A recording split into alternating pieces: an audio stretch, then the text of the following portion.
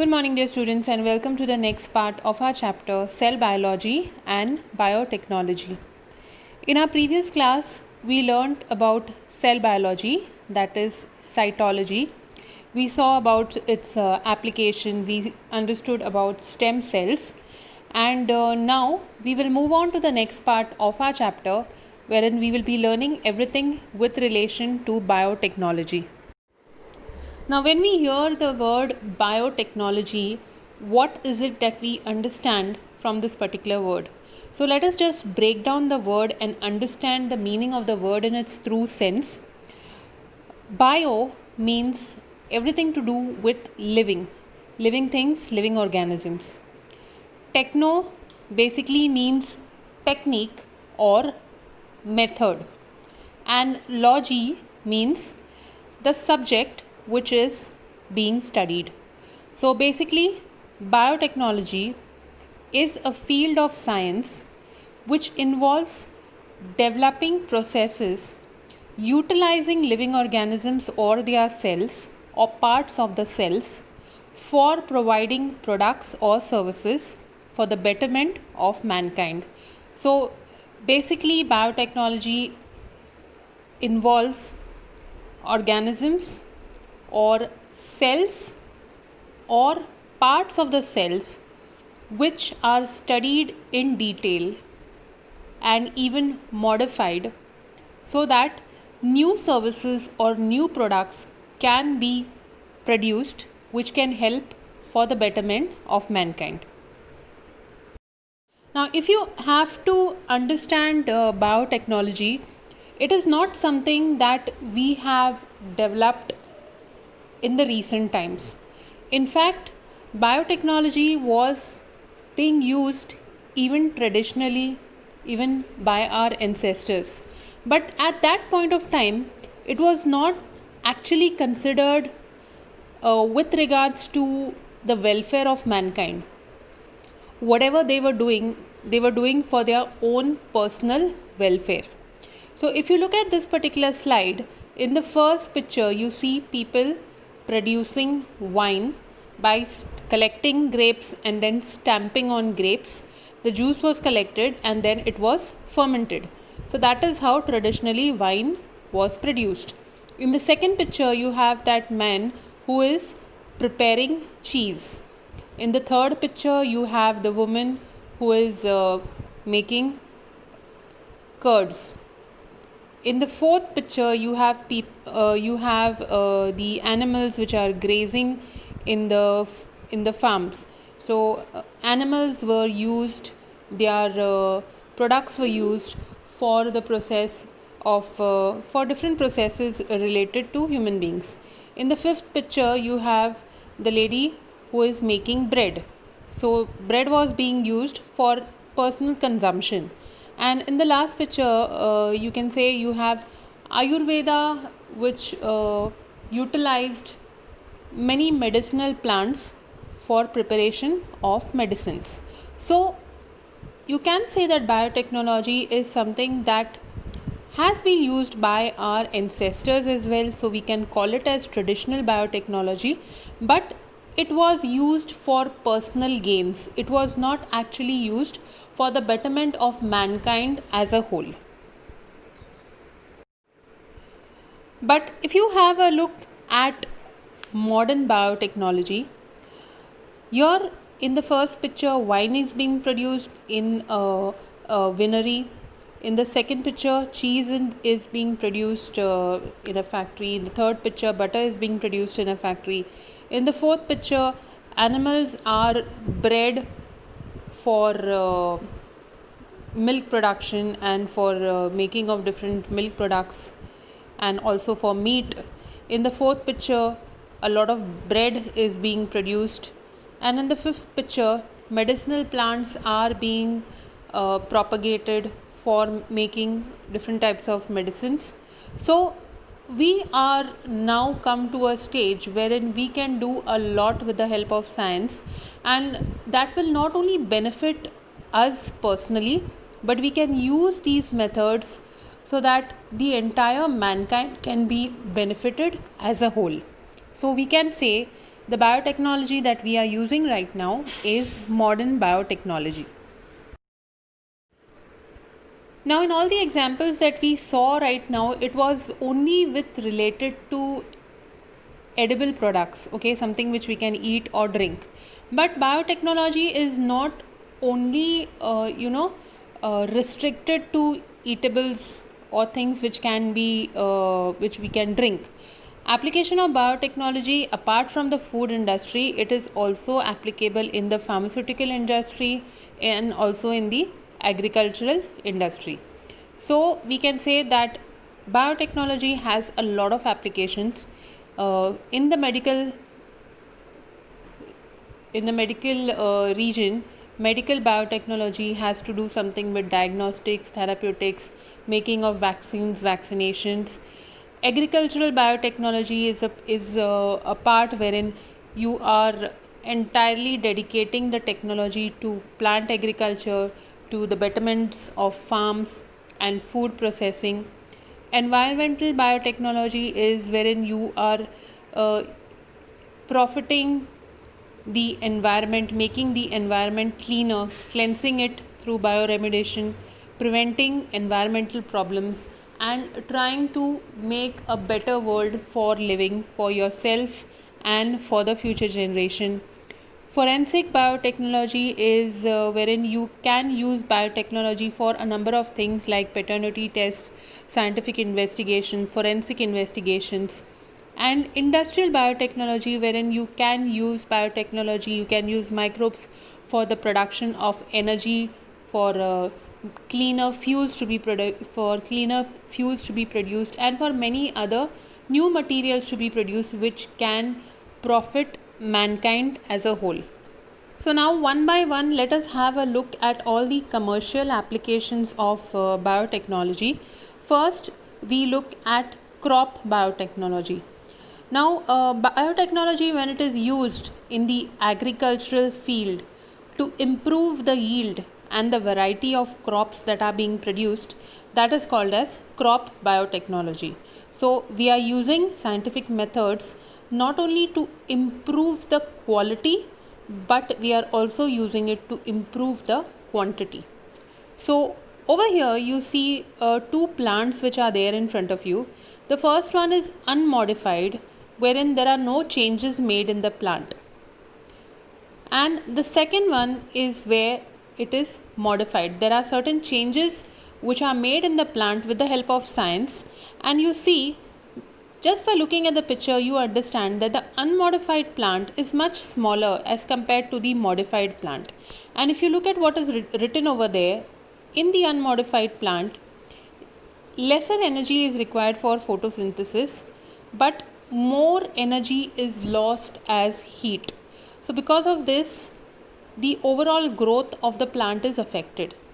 But in the modified plant, there is 15% increase in the efficiency of photosynthesis, and less energy is lost as heat.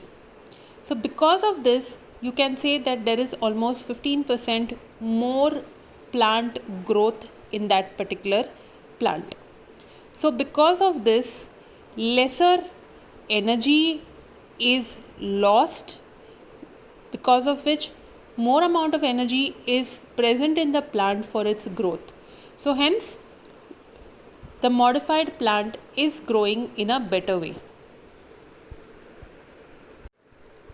Now students, you must have heard about hybrid crops. Hybrid crops or hybrid seeds is nothing but the genes of two different crops are recombined to form new seeds which are called as hybrid seeds. And these seeds are specially used in case of fruits and vegetables. Okay, so in this picture, if you have to just understand in short what is the meaning of hybrid seeds, you have two tomatoes over here, tomato A and tomato B. Now tomato A is a bigger looking tomato, but it might not be as sweet or maybe not as nutritious as tomato B. Okay, tomato B has a lot of nutrition in it and it is very sweet. But if you look at it, if you look at tomato A and tomato B, if you are in the market and if you are going to look at tomato A and tomato B, naturally you will look at tomato A and say that, oh, this is such a nice looking tomato, so I will buy tomato A.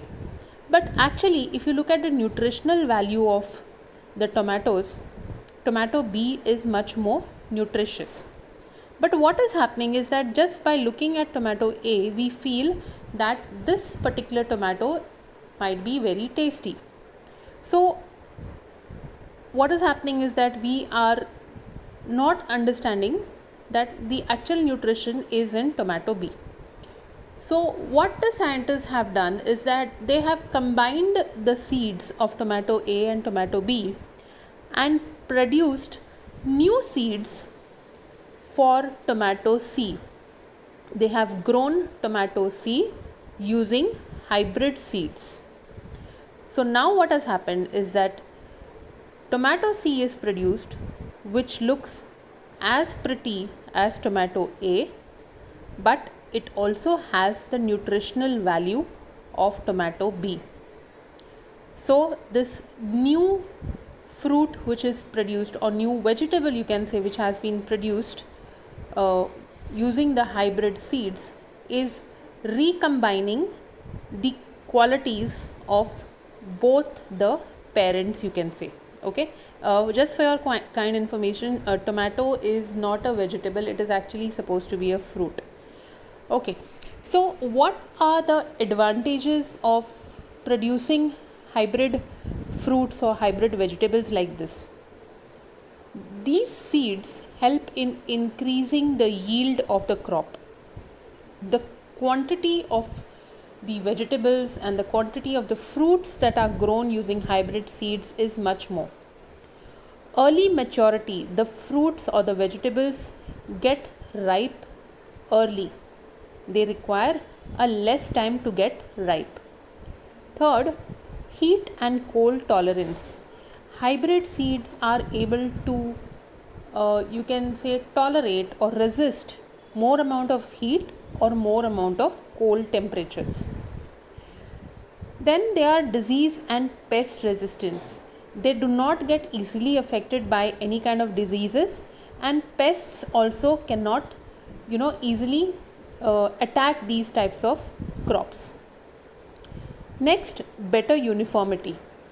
The fruits and the vegetables produced using hybrid seeds, all of them are kind of very uniform in their shape, in their color, in their structure.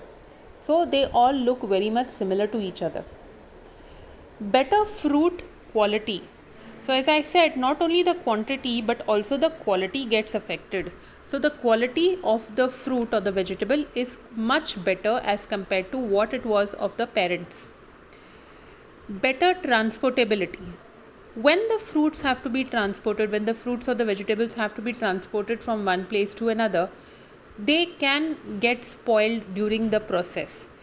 But instead, the fruits or the vegetables produced using hybrid seeds, they are much, you can say, stronger, and they are able, they can be easily transported without much damage to the quality of the fruit or the vegetable. And the last one, better keeping quality. So when we have to store them for a longer period of time, the quality of the fruit or the quality of the vegetable does not get affected very easily. Next, we move on to genetically modified crops. Genetically modified crops are those crops which are developed with the desired characters by integrating a foreign gene into their genome.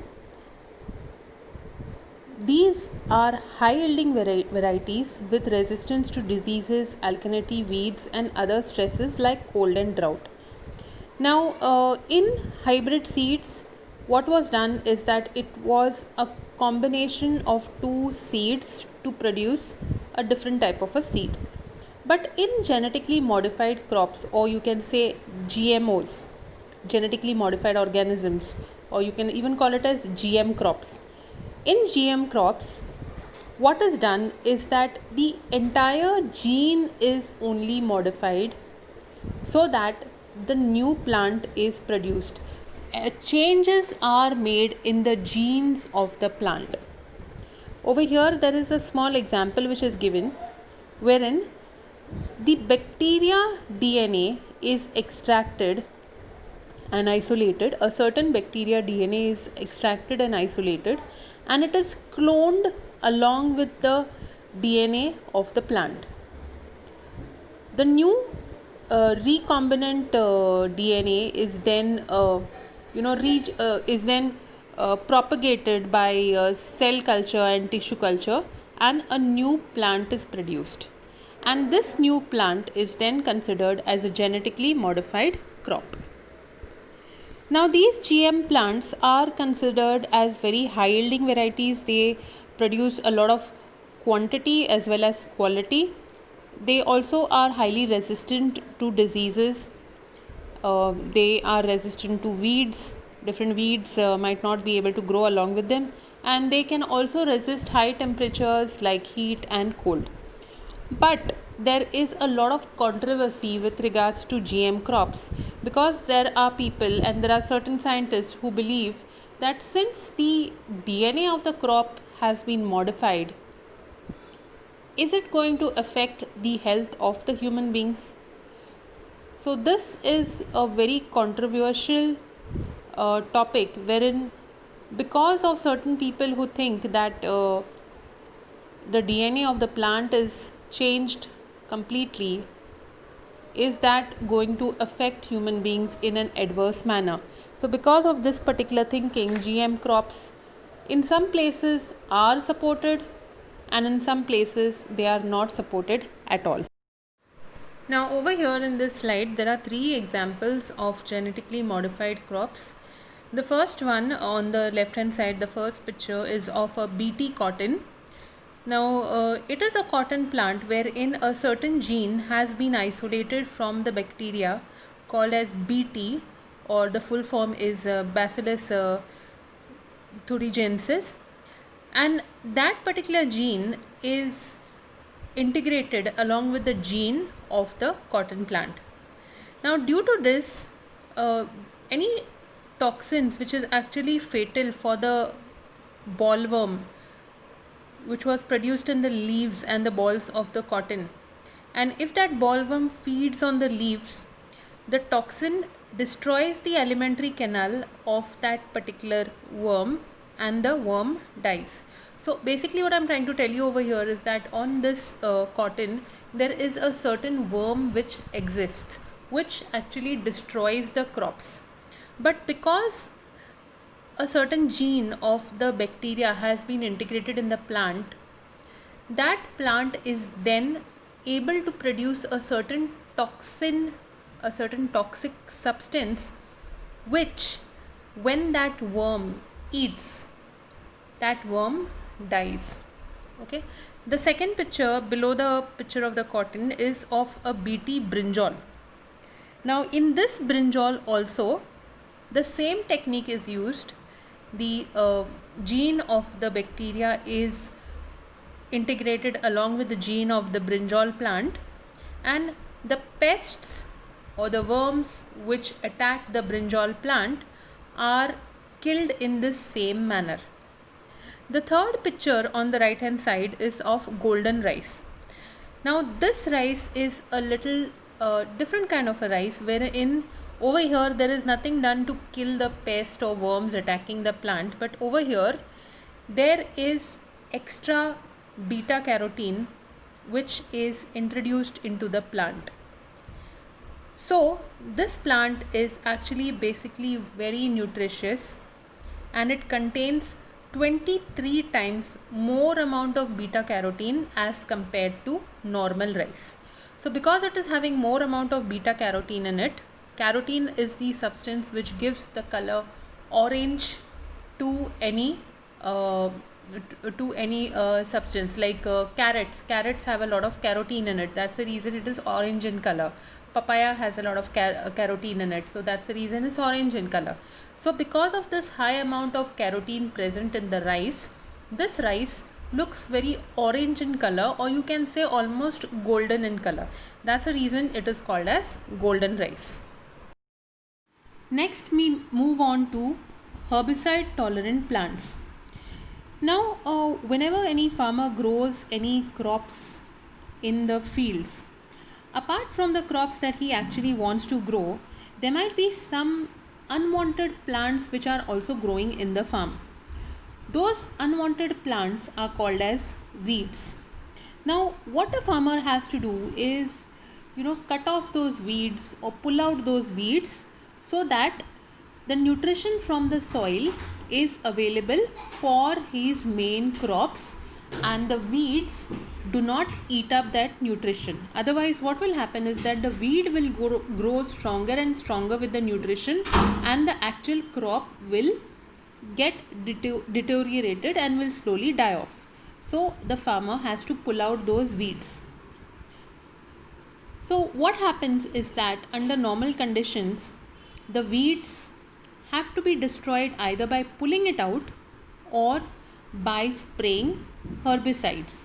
The herbicides will kill those weeds, but the herbicide will also affect the normal plant.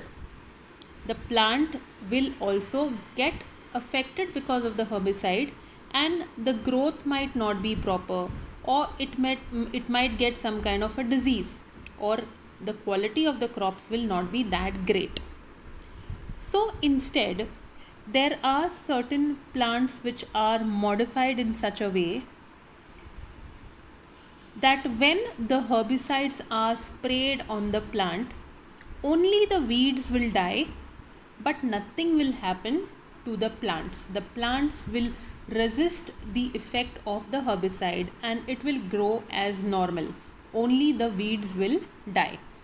If you see correctly in this particular slide, also in the first picture on the left hand side, the weeds, you can see those small tiny light green things which are growing along with the main crops, and when the herbicide is sprayed, the weeds are dying. You can see that on the picture on the right, but your main crop is also getting affected. Okay, and in the bottom part what you see is that there are weeds which are growing along with the main plant, but when the herbicide is sprayed, only the weeds are dying, nothing is happening to the main plant. So such plants are called as herbicide tolerant crops. Okay, and they are grown in such a way, or they are modified in such a way, so that when herbicides are sprayed on it, only the weeds get destroyed, but nothing happens to the crop. Next, we move on to biofertilizers. Now, due to the use of biofertilizers instead of chemical fertilizers, nitrogen fixation and phosphate solubilization abilities of the plants are improved. Which means what I'm trying to say over here is, instead of using any kind of chemicals for fertilizers, for fertilizing the plant, instead of using chemicals, slowly now farmers are moving on to biofertilizers.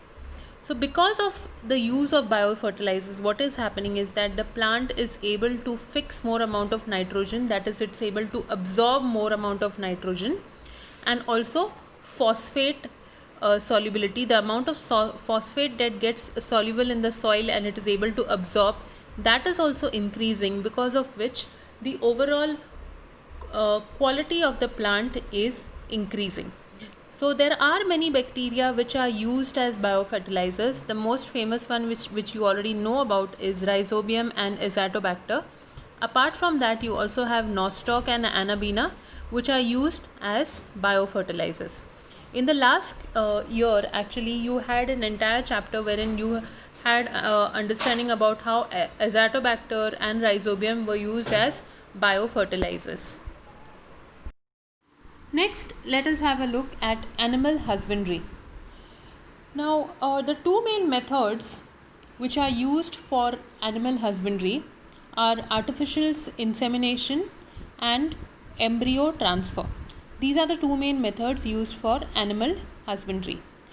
Now, artificial insemination is when the female animal is artificially impregnated using the male gamete, or you can say the sperm of the male animal.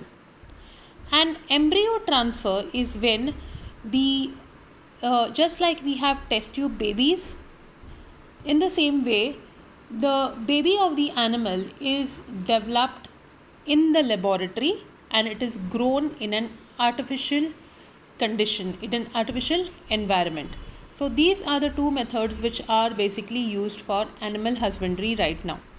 And what is the application of it? Why is it being used? It is being used because it helps to improve both the quality and the quantity of the animal products that we get because of these animals.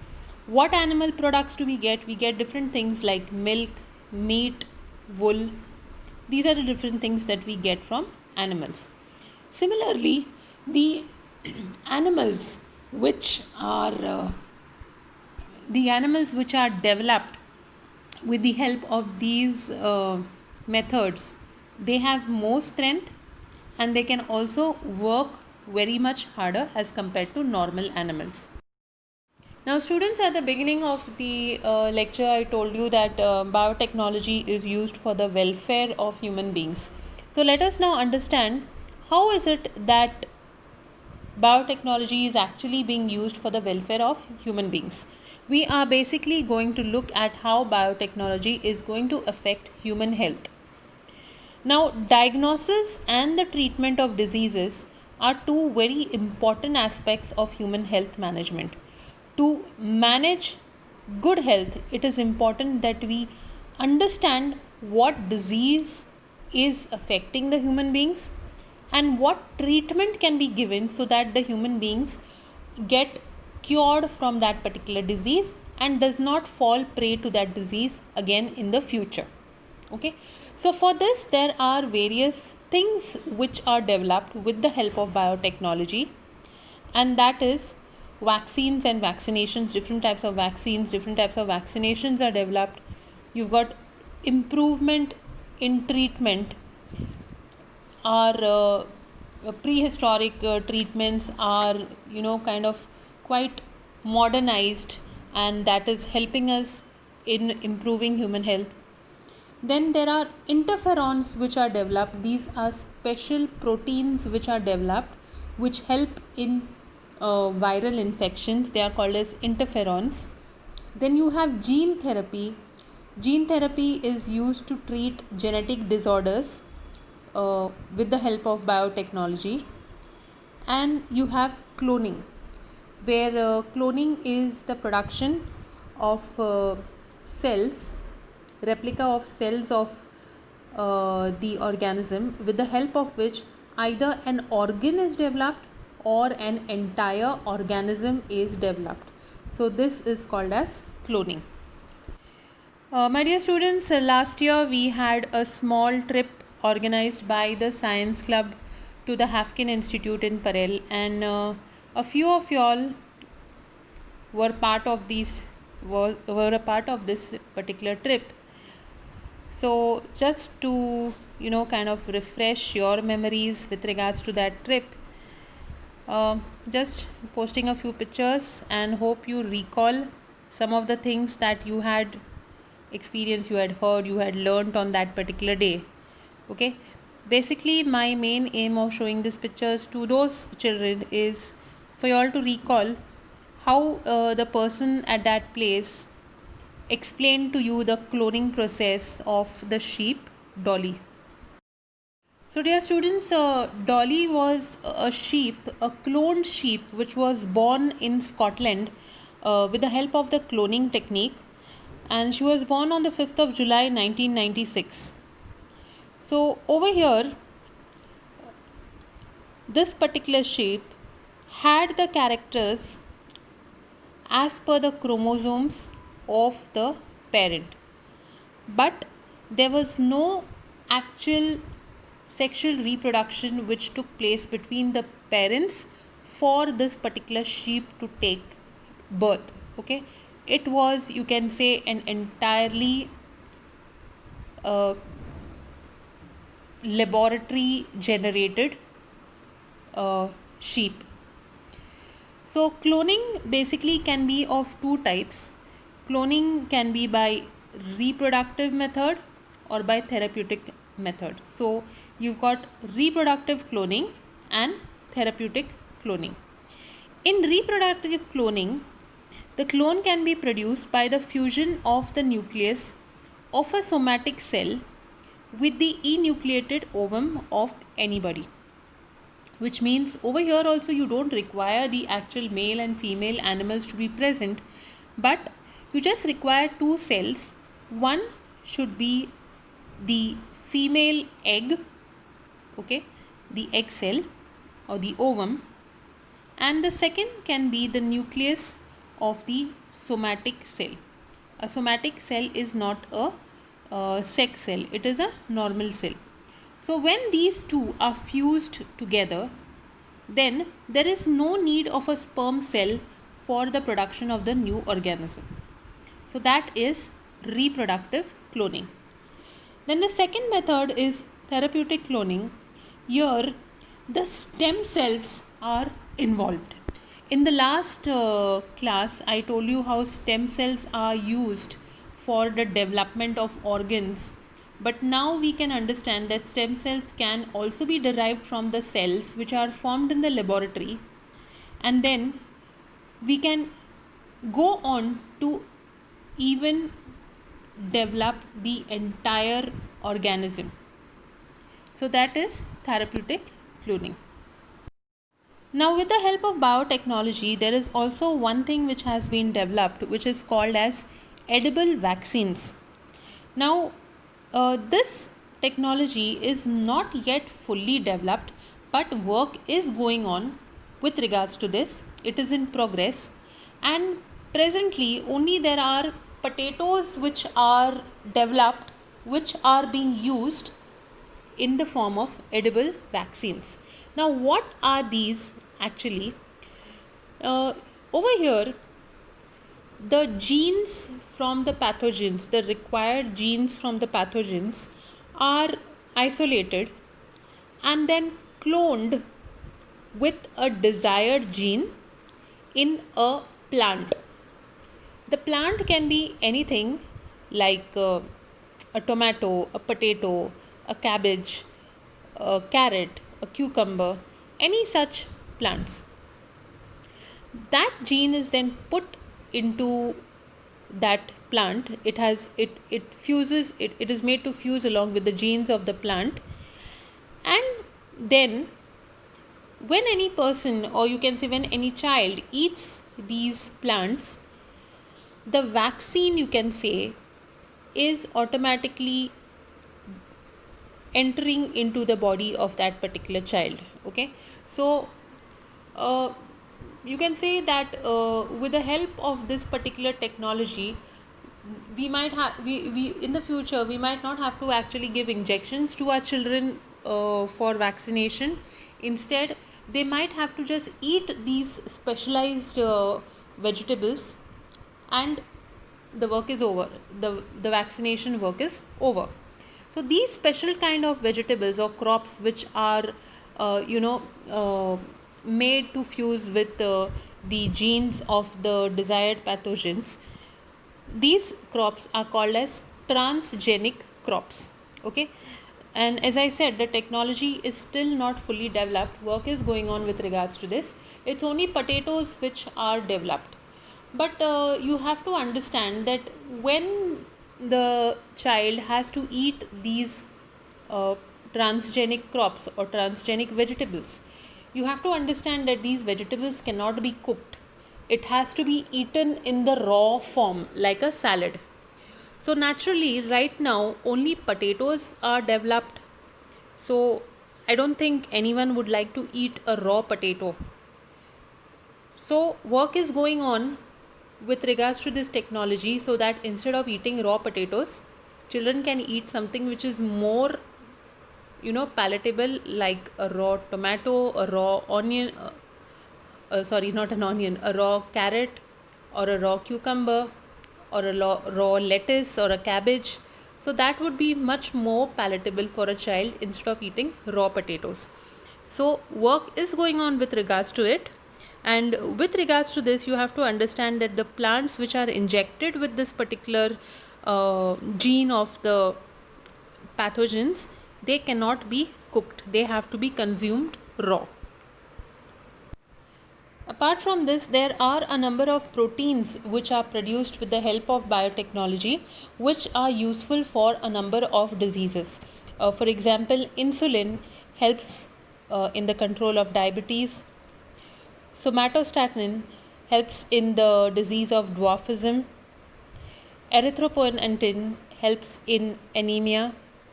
Factor 8 helps in hemophilia. Interleukin helps in cancer, and interferon helps in a number of viral infections. Now let us have a look at the next part, which is industrial biotechnology, or also called as white biotechnology.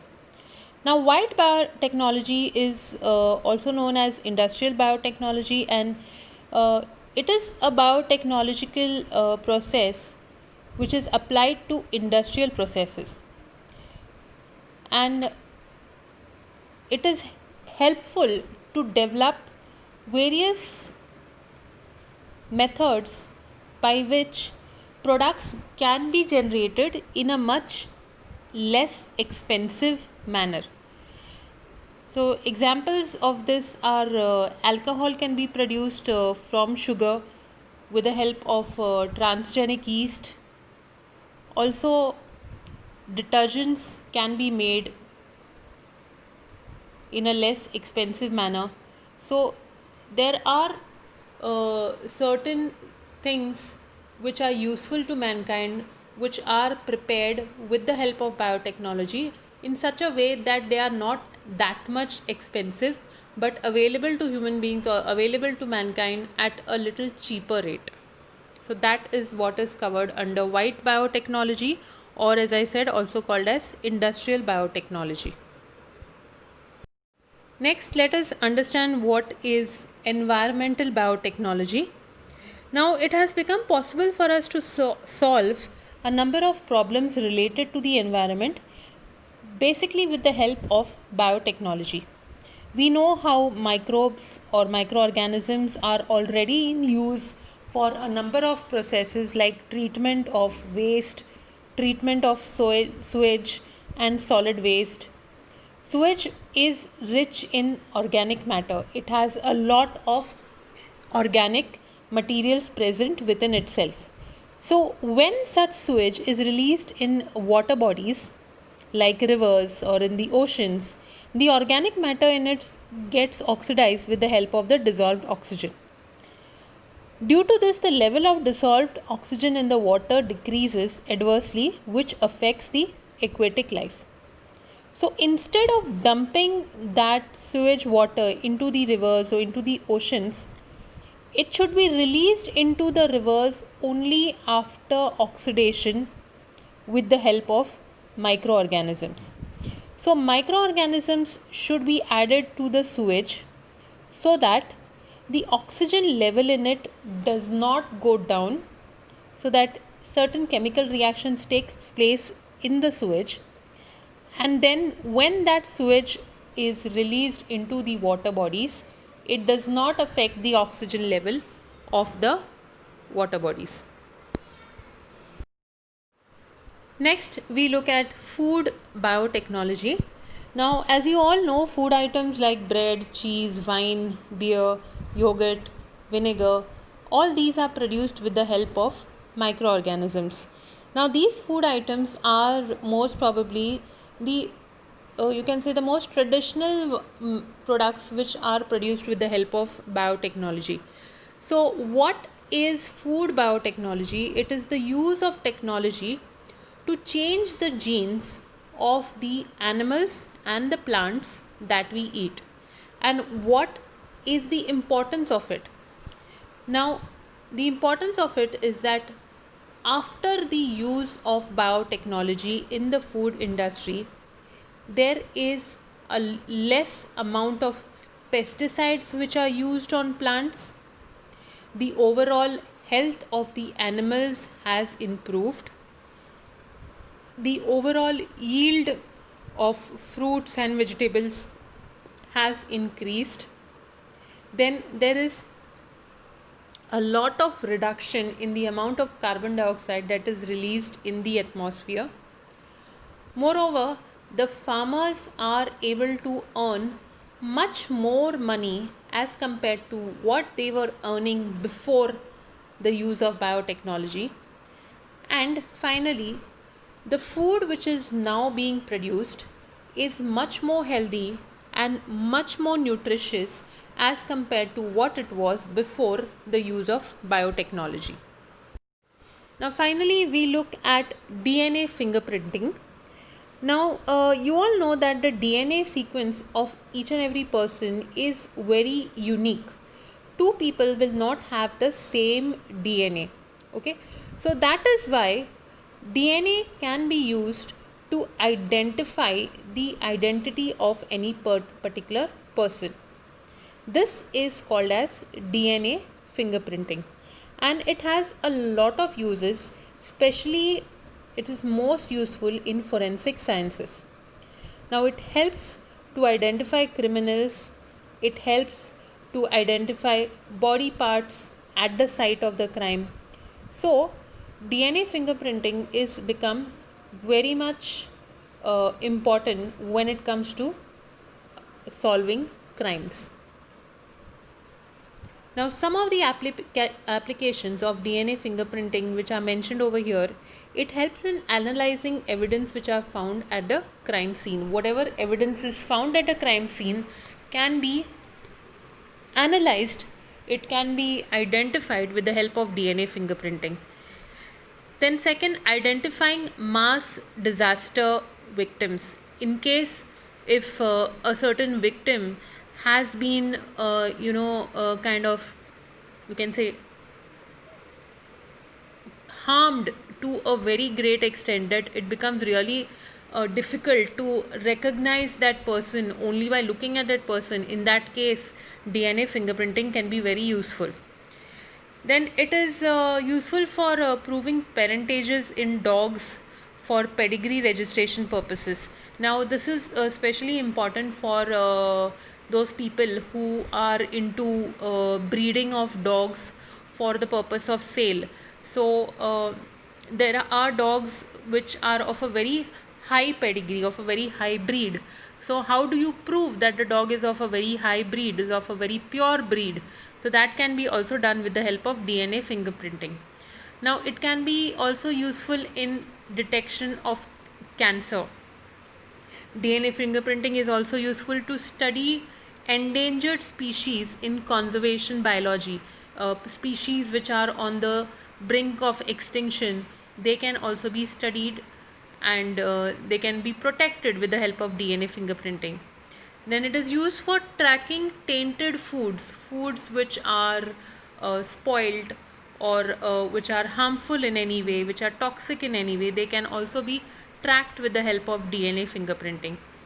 Then studying the genetic ancestry of human populations. If we have to go back to study the ancestors of the human population, this can be done with DNA fingerprinting. Clarifying disputed parentage in case of any child whose parentage has to be confirmed, who is the father, who is the biological father, who is the biological mother. If that has to be determined, that can also be done with the help of DNA fingerprinting. Then prisoners who have been wrongfully convicted of a crime, it can happen that some people who are actually innocent, who are not guilty, might be punished for a crime which they never did. But it sometimes in such cases DNA fingerprinting can be very useful to prove the innocence of such people. So with this, dear students, we come to the end of this particular chapter. There is a very small part which has been left, which we will cover in the next class, which will give us information about the important stages in agricultural development from the ancient times. Okay, so till we meet again, dear students, stay safe, stay happy. Bye.